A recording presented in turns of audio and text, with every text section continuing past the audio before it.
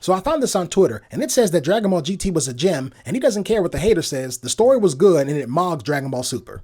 You sure about that? Let's talk about some of the high points of Dragon Ball GT.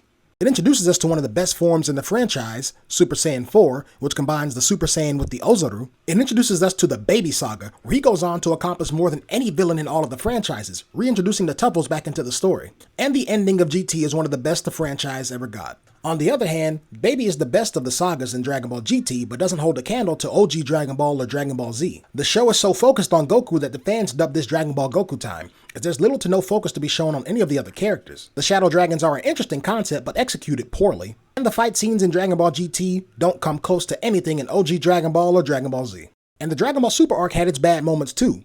The production issues were so bad it featured some of the worst anime in the entire franchise until it got resolved. A few characters feel like they took some steps back, while Goku feels like he's been Flanderized in certain scenes.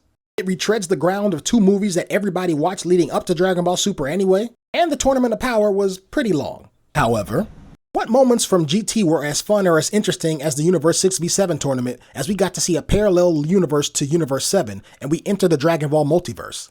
Literally only one arc in GT holds a candle to the menace and aura from Dragon Ball Super's Goku Black arc, which only really fumbled the bag at the end. All the returns we see in the Super Android 17 arc, none of them hold a candle to Frieza's return in the Tournament of Power.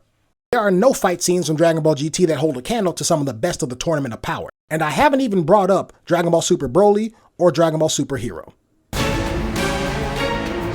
Both series have their high and low points, but if you ask me which one is better, I'm gonna go with Dragon Ball Super. But what do you think? Hey, it's me, Goku!